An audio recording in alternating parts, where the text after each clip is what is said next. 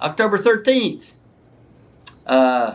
My daughter turned 55 yesterday. How can I have a 55-year-old daughter? The HIC doctor from Oklahoma. Richard from Ohio. VA. Causation. On a carrier, a dry dock. Supervised welders for 2 years. Developed sarcoidosis. Now, whenever you have questions like that, bet you can just Google welding sarcoidosis.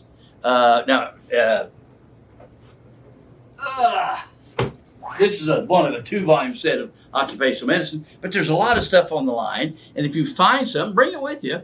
But anyway, when you're welding, not only with that heat and that metal, you're going to get all kinds of metal particulate matter that can stimulate and add to sarcoidosis. That would make it VA connected. Plus, when you weld something, you got a chemical lab. All that heat and all that oils and all those lubricants and all those hydrocarbons are being heated up, and you're breathing those fumes just like putting your nose at the end of a truck exhaust. So sir, that would, your sarcoidosis should be covered.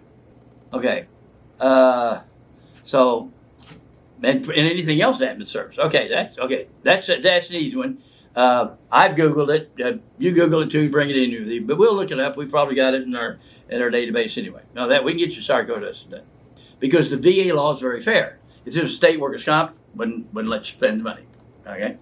All right. Now, Michael from New York, FERS. Okay, retired federal law enforcement officer. Thank you very much. 9/11. Okay.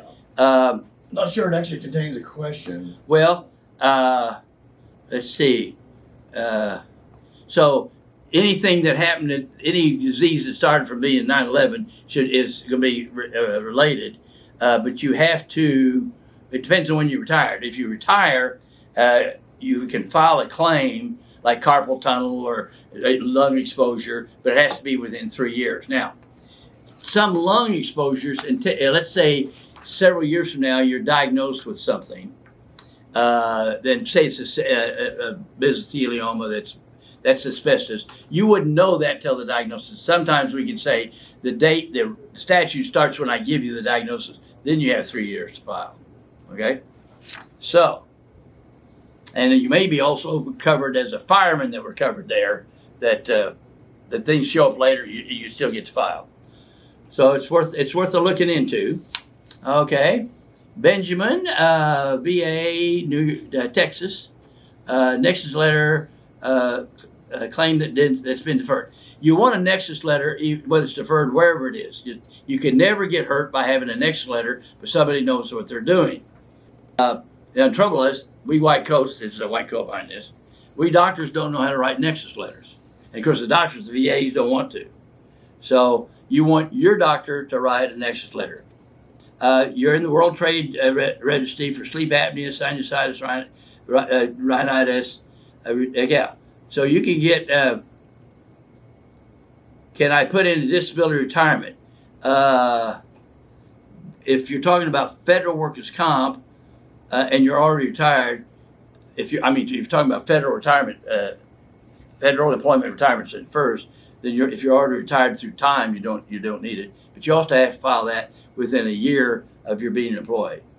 But all that other stuff, trade registry, certainly should be covered in the future for federal workers' comp. Okay, which is different than retirement. Kenneth from Oklahoma, starting to file a VA disability, not attempt to see a doctor yet. Good. You can write down what you think that may be service connected and come in and we'll write you a Nexus report. Right? It's easy because the law is very fair. If being in the service contributed to the slightest amount, it's covered. Or if it's caused, like you broke your ankle, it's caused. But let's say you're in the service 20 years and you develop hypertension. It's covered because it happened during the service. Or let's say you have rheumatic fever and you have a heart murmur. They don't pick it up on the physical. They got to eat it. It's covered. That's the law. It's very fair. But no one knows the law and no one follows the law. So you go through appeals. But don't give up. So Jason from Wisconsin, this is federal workers' comp. I have rated disabilities for the VA, okay, from the military. Filed for a scheduled award. So the body part's also a VA part. Okay, so that you get to double dip. You can ask for, now as things get worse, you can ask for an increase in your VA rating. And if you have a schedule order for a shoulder, it gets worse, you do another schedule order. Let's say you're rated at 10 and 5 years later down at rates of 15, you get an extra 15% in federal workers' comp. Same way with VA, if it goes up higher, you get it. The VA, no, you get to double dip. You get to do both. You get to do. Okay. So do your schedule order and do your VA rate. A YT question. I wonder what that is. A head injury when working in the flight line, which affected my ability to read, retain what I've read of the doctor. You can't find how the doctor give me direction. No, that I understand that. The NFL could diagnose brain damage. My daughter, working on her psych degree, we pulled the charts that started from A through D, last name. We made sure they were plaintiffs sent by plaintiff attorneys, so there'd be a reason to lie and add to the claim. And then we found 103 head injury patients diagnosed by CT scan, MRI, neurologic psych test, not my diagnosis. And on the patient information form they fill out, they'd mentioned headache, but none of them mentioned memory impairment or brain damage.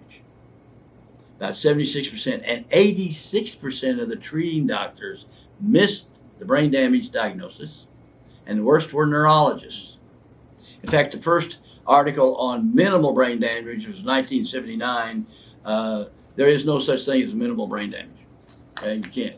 But it's going to be very hard to pick up because even a neuropsych test you got to have a lot of brain damage for it to pick up, because it's little things that you notice, your family notices. Okay, so if you had a loss of consciousness, now here's another thing I just get really teed off about. Emergency room say no loss of consciousness. You can't say that. Only the patient can say if they lost consciousness. You can say no observed behavior that looks like loss of consciousness, because you can get dinged in a boxing match and you're still walking around, but if I hypnotize you, that stuff didn't get registered to the brain.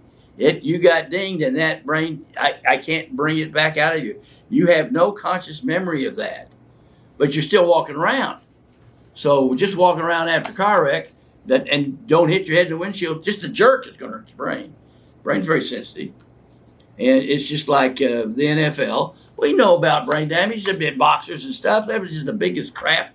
I mean, gee, you're trying to make your PR, and you let a neurologist run your PR department, and you go up to the federal court, and on the steps of the federal building in Chicago, you settle for $750 million. It's an unopened shut case. Watch concussion. Jeez, and they tried to go after the doctor. This is common sense.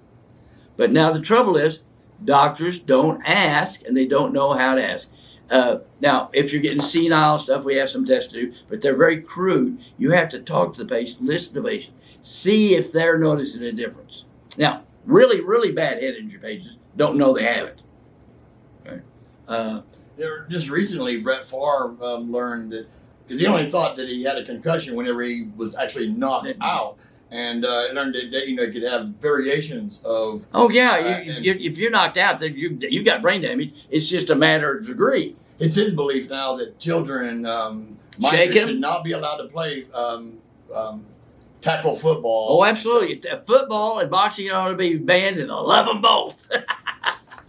So if I was back in the Roman days, I'd be doing thumb down. But yeah, no. So the brain is very sensitive, and but you've got to pay attention. The way I got started in brain injury, I had a guy that had a brain injury, and I had an occupational therapist, speech therapist, and psychologist worked with him. And once a month, I'd get with the family, and we explain how Daddy's different.